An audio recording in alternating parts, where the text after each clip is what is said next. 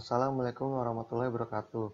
Perkenalkan, nama saya Yuda Sasmita Putra dari Teknik Elektro Universitas Indonesia Angkatan 2013. Pada kesempatan kali ini, saya akan menjelaskan program C yang telah saya buat, yaitu program untuk menghitung besar nilai arus pada rangkaian RLC yang tersusun secara seri. Sebelumnya, untuk mempermudah kita dalam membuat program C ini, ada baiknya kita membuat algoritma terlebih dahulu yang bisa dibuat dengan menggunakan diagram flowchart. Nah, ini merupakan diagram flowchart yang telah saya buat untuk program saya. Di sini saya mendeklarasikan beberapa variabel yang nantinya akan saya gunakan pada program. Variabel-variabel itu antara lain adalah variabel R, L, C, V, F, W, XL, XC, Z, I, dan P. Nah, pertama-tama yang saya lakukan adalah menentukan nilai P-nya sebesar 22/7. Jadi setiap ada perhitungan yang menggunakan nilai P, dia akan menggunakan angka 22/7. Nah, selanjutnya untuk mencari nilai arus itu diperlukan inputan-inputan lainnya selain nilai Pi. Ya, inputan-inputan itu antara lain adalah nilai resistor, nilai induktor, nilai kapasitor, nilai tegangan, dan nilai frekuensi. Pertama-tama kita masukkan nilai resistor terlebih dahulu. Karena nilai resistor yang dimasukkan itu tidak boleh bernilai negatif, maka saya menggunakan fungsi kondisional. Jika R-nya kurang dari 0, maka dia akan lanjut ke state ini, yaitu memprint atau menampilkan tulisan nilai tidak boleh negatif yang akan kembali atau looping pada masukkan nilai R yang meminta untuk memasukkan kembali nilai inputan resistor sampai nilai yang dimasukkan itu tidak lagi bernilai negatif atau nilainya tidak lagi kurang dari 0. Baru dia bisa lanjut kepada state yang berikutnya, yaitu masukkan inputan yang kedua, yaitu inputan induktor.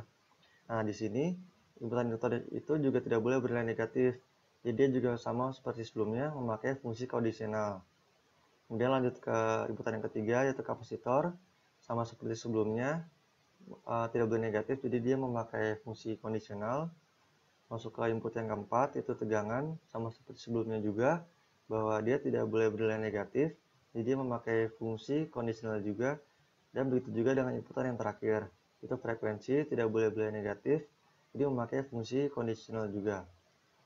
Yang intinya adalah setiap inputan yang dimasukkan itu tidak boleh bernilai negatif. Jadi setiap ada inputan yang bernilai negatif, dia akan looping kembali untuk meminta inputan lagi nilainya itu sampai nilai yang diinput itu tidak lagi bernilai negatif. Nah, setelah berhasil memasukkan inputan-inputan itu, selanjutnya adalah melakukan proses perhitungan. Di sini proses perhitungan yang dilakukan pertama kali adalah mencari nilai omega atau W dengan rumus 2πf. Selanjutnya adalah mencari nilai XL dengan rumus W kali L, mencari nilai XC dengan rumus 1 per W kali C, mencari nilai Z dengan atau impedansi total dengan rumus akar dari R kuadrat tambah XL min XC dikuadratkan, dan mencari nilai arusnya dengan rumus V per Z. Setelah melakukan perhitungan dengan rumus ini, yang perlu dilakukan selanjutnya adalah menampilkan hasil perhitungannya dengan fungsi print, yaitu print W, print XL, print XC, print Z, dan print I. Nah, itulah penjelasan diagram flowchart dari saya. Selanjutnya mari kita langsung kepada program source code yang telah saya buat. Itu program untuk menghitung nilai arus pada rangkaian LC seri. Nah, yang pertama kali yang perlu dilakukan adalah menulis file header. File header ini merupakan file yang berfungsi seperti library. Jadi dia mengambil fungsi-fungsi pada library tertentu yang dimana fungsi tersebut akan digunakan pada program C ini untuk melaksanakan fungsinya, sehingga programnya dapat berjalan. Nah, di sini saya menggunakan dua file header, yaitu include stdoh dan include math. Include stdoh ini atau merupakan include standar input dan output ini berisi fungsi-fungsi standar input dan output seperti printf, scanf, if, dan lainnya. Nah, sedangkan file header include math ini berisi fungsi-fungsi untuk perhitungan matematis yang lebih kompleks. Saya menggunakan math ini karena pada perhitungannya saya menggunakan akar atau SQRT atau square root yang dapat digunakan jika saya menuliskan file header include math. Nah, selanjutnya pada line 4 saya menuliskan integer main void yang berfungsi atau berperan sebagai fungsi main atau fungsi utama. Nah, selanjutnya hal yang perlu dilakukan atau penting dilakukan adalah mendeklarasikan setiap variabel yang akan digunakan pada program. Nah, di sini pada line 6 saya mendeklarasikan variabel-variabel yang saya gunakan dengan menggunakan float, yaitu float R, L, C, V, F, W, XL, XC, Z, I, dan P. Kenapa saya menggunakan float? Karena di sini saya menginginkan atau pada aslinya inputan-inputan atau variabel-variabel saya ini bisa bernilai koma. Jadi saya menggunakan float. Sehingga jadi fungsi float ini untuk dapat menghitung dalam bentuk pecahan atau koma. Sedangkan jika menghitungnya hanya dalam bentuk bilangan bulat, maka itu menggunakan fungsi int. Nah, selanjutnya saya mendeklarasikan atau menentukan fungsi p-nya itu, variabel p itu sebesar 22/7. Nah, ini merupakan contoh dari fungsi float tadi, di mana p itu sebesar 22,0/7,0 yang merupakan bentuk bilangan koma. Nah, selanjutnya pada line 9, 10, dan 11 saya ingin menampilkan tulisan sebagai judul program saya, yaitu menghitung besar nilai arus rangkaian LC seri. Nah, di sini cara menulisnya adalah menuliskan printf, kemudian dilanjutkan dengan buka kurung, terus petik 2, kemudian menuliskan tulisan yang ingin ditampilkan pada program, dan diakhiri dengan petik 2 dan juga tutup kurung. Dan setiap selesai fungsi ini dilanjutkan dengan titik koma, ya, dan kemudian dilanjutkan untuk bisa dilanjutkan kepada fungsi berikutnya di bawahnya. Nah, fungsi dari /n ini itu untuk sebagai enter, jadi dia akan berfungsi untuk memindahkan satu baris ke bawahnya untuk setiap satu /n. Jika ada 2, maka 2 baris di bawahnya. Nah, sebelumnya bisa dilihat di sini ada tulisan yang berwarna biru muda ini, itu merupakan suatu bentuk komen atau hanya suatu keterangan pada setiap line-nya. Nah, kenapa bisa seperti ini? Karena tulisan-tulisan ini diapit oleh tanda slash dan tanda bintang, sehingga sehingga komen ini tidak akan diperhatikan oleh programnya saat berjalan atau tidak akan diproses oleh program ini. Selanjutnya, saya memasukkan nilai resistor dengan menggunakan printf dulu untuk menampilkan tulisannya, dan kemudian menggunakan scanf. Nah, scanf inilah yang digunakan untuk dapat memasukkan nilai inputan yang diperlukan. Nah, di sini cara menuliskan adalah scanf, kemudian buka kurung, petik 2 %f petik 2, koma, dan R tutup kurung. Nah, %f ini itu fungsinya adalah sebagai atau untuk membaca nilai inputan yang kita masukkan dan akan disimpan dalam, dan R ini, jadi inputan yang akan dimasukkan itu akan disimpan dalam bentuk variabel R. Nah, di sini seperti dijelaskan sebelumnya pada diagram flowchart bahwa nilai resistornya tidak boleh negatif. Jadi saya memakai fungsi while. Fungsi while ini adalah fungsi repetition. Jadi dia akan terus melakukan fungsi di dalam kurung crawler ini jika nilai R-nya yang dimasukkan itu kurang dari 0. Dia akan memprintf nilai tidak boleh negatif, memprintf masukkan kembali nilai resistor, dan akan meminta lagi untuk masukkan nilai inputannya yang akan disimpan juga dalam variabel R. Nah, selanjutnya memasukkan inputan yang kedua, yaitu nilai induktor, sama seperti sebelumnya dengan menggunakan scanf juga, namun dia menggunakan dan L karena nilai atau angka yang dimasukkan itu akan disimpan dalam bentuk variabel L. Sama seperti sebelumnya menggunakan fungsi while karena untuk menghindari inputan yang bernilai negatif. Dan lanjut ke berikutnya, masukkan nilai kapasitor sama seperti sebelumnya, namun variabelnya itu disimpan angkanya itu disimpan dalam bentuk variabel C.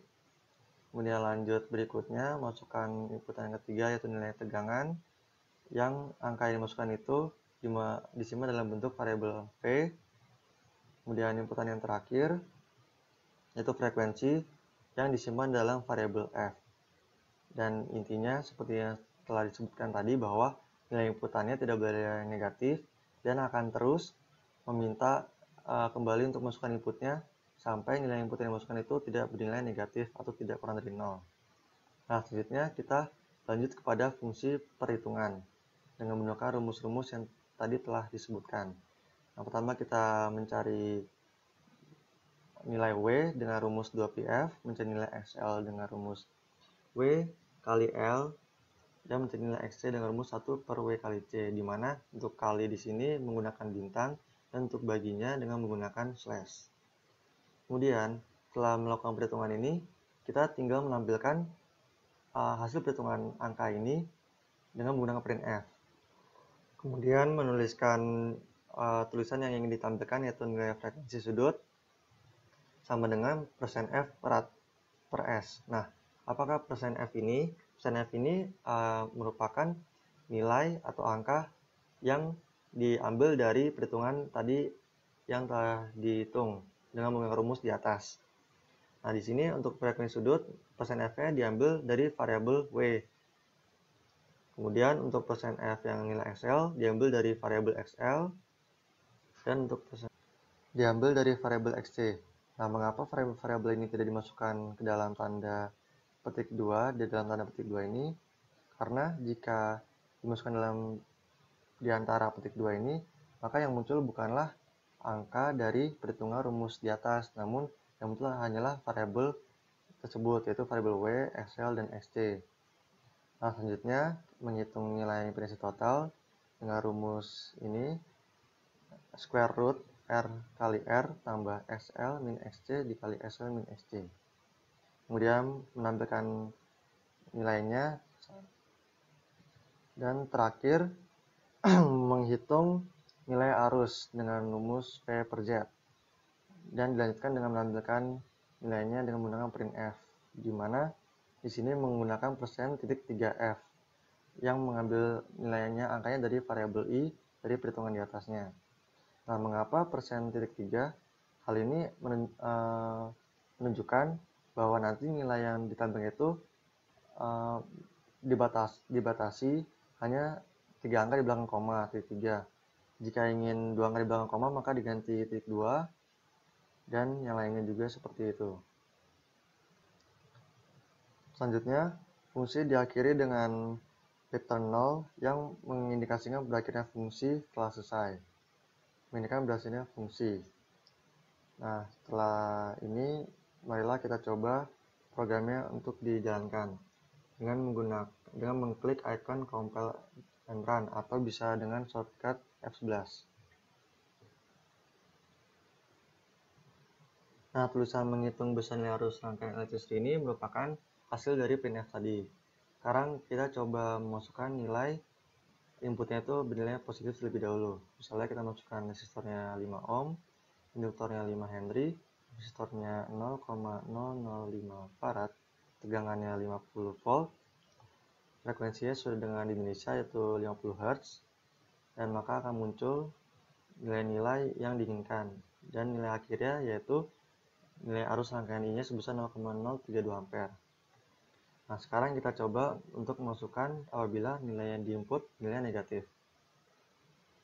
Misalnya min 5, nah dia akan muncul nilai tidak boleh negatif, dan dia meminta untuk memasukkan kembali nilai resistornya sampai nilainya positif, karena jika kita masukkan negatif lagi, dia akan memunculkan tulisan yang sama, yaitu nilai tidak negatif, dan meminta untuk masukkan kembali nilai resistornya yang positif.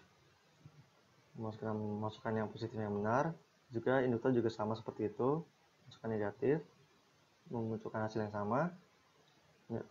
Kita masukkan nilai yang benar sekarang, 5, terus 0,005 farad, 50 volt, dan 50 Hz. Nah, dia akan muncul hasil akhirnya, yaitu besar nilai arus rangkaian I-nya itu sebesar 0,032 ampere. Ya, begitulah kurang lebih penjelasan dari program yang telah saya buat. Kurang lebihnya mohon maaf. Sekian dan terima kasih. Wassalamualaikum warahmatullahi wabarakatuh.